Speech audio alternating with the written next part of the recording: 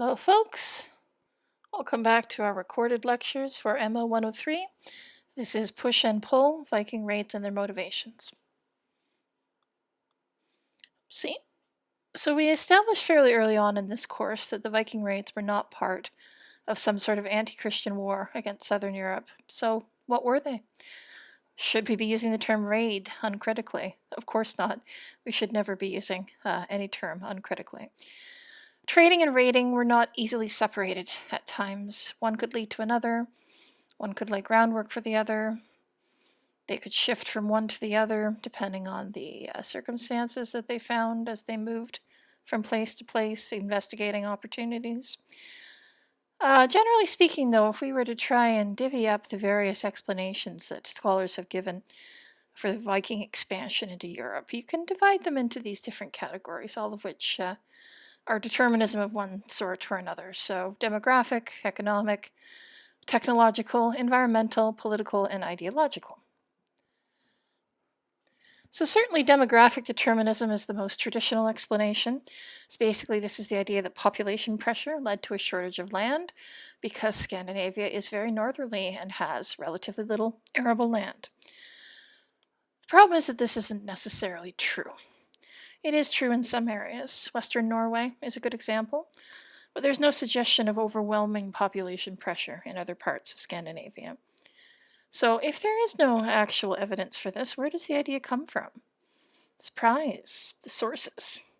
In fact, it goes all the way back to the classical concept that Scandinavia is a hive of nations, that it just sort of vomits up new peoples on a regular basis. So, for instance, Adam of Bremen tells us that the landless men of Scandinavia became raiders.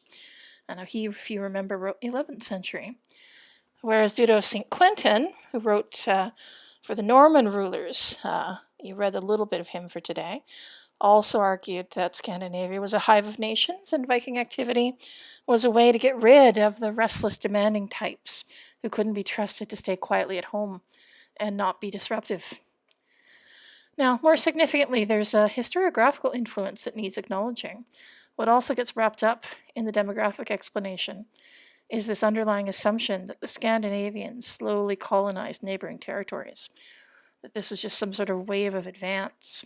You can trace the origins of this back to ideas about late antiquity and the movement of the barbarians.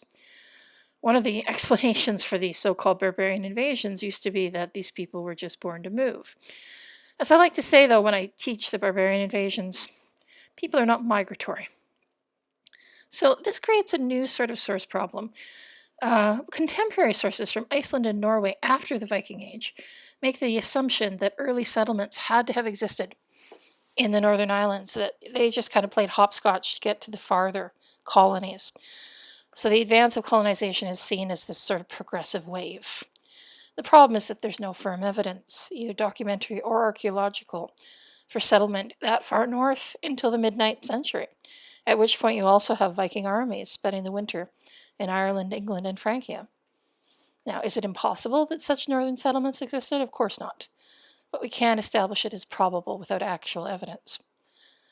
Now, all of my negative opinions on this particular explanation aside, there's one demographic element that is worth mentioning. If you look at female graves, especially in Western Norway from this period, you see a lot of goods from the British Isles. Earlier Iron Age female graves also had a lot of grave goods. So the question that gets raised is this bride wealth? Is this the bride price that's given to a Scandinavian bride by her husband? So if that's the case, was the raiding perhaps meant to provide opportunities to young men to accumulate cash so that they could buy a home, so that they could pay the bride price and get themselves a wife?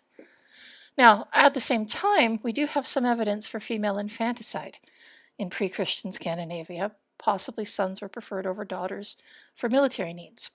But if you do too much of that, that leads to an imbalance in the population, leads to heightened competition for the women who are still there. Hence higher bride prices, hence perhaps more need to accumulate wealth. Now, it's something that's worth some thought. And certainly the earliest Viking activity seems to have been about seeking wealth, not seeking land. So this is economic determinism. If you look at Viking activity from the perspective of piracy, The fact is that Western Europe was experiencing a commercial revival in the 8th century, so it would have been tempting. Major trading centers developed: Dorstadt on the Rhine, Quentovich near Boulogne, Hamwick, which would become Southampton, Fordwich, which is the port of Canterbury, London itself, Ipswich, York. Scandinavia and the Baltic had goods that the South wanted, so whale goods, for instance, furs, amber, other luxury goods. So trading centers of their own appeared, places like Hedeby and Birka. Now, we can make an argument that trading contacts allowed for intelligence to be gathered. When you trade with someone, you gather information about them. You gather knowledge about how they operate in their own lands, how they're defended. So if you establish that they're very wealthy, opportunism could be a potential explanation for the raids. Now, there is also a case to be made from the archaeological evidence that we saw what you might call a silver rush in Northern Europe in the late 8th and early 9th century. There is significant archaeological evidence for large amounts of Abbasid silver coins reaching Scandinavian settlements in significant numbers. This means there was extensive trade between Scandinavia and the East. And these are Abbasid coins, so we're talking about the Caliphate. Is it direct trade? Maybe, maybe not, but they're at least tied into the trading networks as a whole for the silver to have gotten there in the first place. Now, the influence of the silver rush is a long-time economic theory regarding the origins of raiding, but there are differences of opinion. Some argue that the availability of silver coins, and thus the concentration of wealth, encouraged raiding. Others say it was the periodic lack of availability of such coins that drove the increase in raiding. There's a regional issue here, too. Eastern Scandinavia and Rus could have been reacting directly to this, but what about the Western regions? There's a substantive difference in the nature of raiding in West versus East. Western raiding tended not to be against urban centers in the early period. They would focus on monasteries and rural settlements. If the raiders were from Western Norway, they were likely rural themselves, so they're going to raid the types of settlements they understood. Walled cities are another matter entirely. So regional variation, as always, is critical to recognize. Now, I've bundled these two together because I find them both problematic in similar ways. Both types of determinism remove or at least minimize the human role in decision-making, and I've never been fond of that. Certainly, both technology and environmental conditions can have a significant impact on human decision-making, but we are not at the total mercy of either. So, technological determinism first. So in this argument, people point to naval technology and seafaring knowledge as one of the driving forces of the Viking Age. It's a very traditional explanation for the beginning of raiding. But Scandinavians didn't suddenly start building ships in the 8th century. They've been at it for a long time. So you can't clearly point to that as the reason for the beginning of the raids. Now, what about environmental determinism? Usually people will point to the medieval warm period and talk about how Greenland itself was actually green back then, which is, shall we say, simplistic. The medieval warm period in and of itself is difficult to talk about. It's used as anti-climate change propaganda because people will point to it and say, oh, look, here's a period where things were much warmer and nicer and Greenland was green and all that good stuff. So we don't need to think that anything bad is happening today. I'm not going to get into it, but that's very frustrating. I don't like to see medieval material misused like that. And certainly what we have to remember about the medieval warm period was not a global phenomenon. The Northern European phenomenon. It was not warmer than we are today either, not by any stretch of the imagination. Now, there's a lot of regional variation as to when the warming trend actually started. There is evidence for a cooling trend in the Carolingian period, maybe because of volcanic eruptions. And again, there's a major difference between climate and weather. So, if anything, Norse settlement in Iceland starts well after the early raids, Greenland even later. So if climate provided the opportunity to raid, why didn't they seize it sooner? There are some holes here when using either of these explanations. That's not to say they aren't influences. We can say that the development of naval technology allowed them to go places they hadn't been able to go in the Bronze Age. We can also say that the medieval warm period might have encouraged them to travel and settle in places that otherwise would have been less attractive, but we cannot point to these as the only reasons. So here we get to probably the most important of any of these. The political arguments tend to include discussion of what scholars call both push and pull factors. So pull factors. This is the idea that episodes of political unrest cause Scandinavian rulers to target given areas. Push factors. The centralization of power within Scandinavian kingdoms leaves some looking elsewhere to establish power bases. For anybody who's played AC Valhalla, does that sound familiar?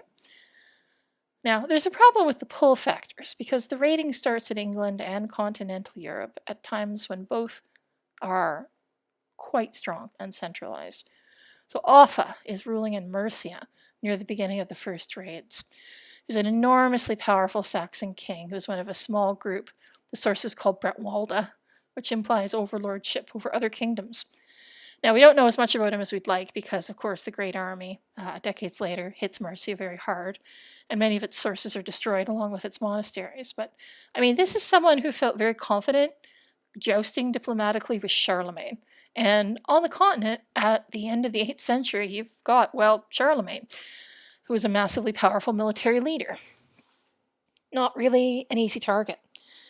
Now, to be fair, in Francia, certainly, raiding does intensify when the Carolingian Empire destabilizes later on in Carolingian history. But you can't say the raid started as a direct result. That's putting the cart before the horse. The destabilization comes 2 generations later. Now, what about Scotland and Ireland? So at the outset of the raiding, their political situations probably didn't look a whole lot different than what the raiders were used to at home. There's nothing to justify calling them a softer target. Culturally speaking, they would have been quite similar to the Scandinavians. They would have been very challenging in many ways. Now, the push factors, however, are somewhat more convincing. So the idea that the work of Harald Fairhair in centralizing Norway causes a diaspora comes directly from our medieval Scandinavian sources.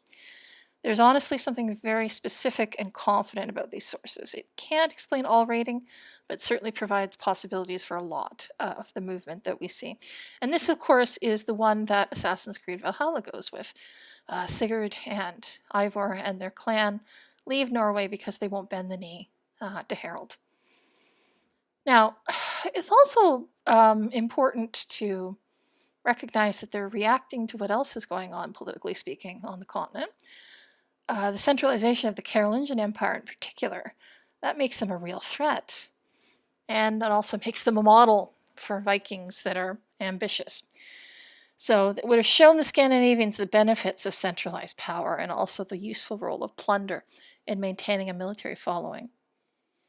We do have examples of Viking raiders who were leaders of various sorts, including exiled princes. And you could, in fact, build a power base through raiding. The wealth that you accumulated didn't have to be devoted to buying a home or a wife. You could also redistribute it to your followers to create a stronger warband of your own. So while political exile, the push factors, may have been a driving force for some, other political considerations may have been a motivation for others. So just to wrap things up, get back to cultural issues. So this is an argument that's best summed up by Neil Price in his book, The Viking Way. The argument is that the Vikings were driven by honor and fatalism. They had a conditioned belief in duty and predestination related to their religious beliefs. Since raiding was very risky and survival was not at all guaranteed, why are they willing to risk so much? I'll just read you this quote from Price.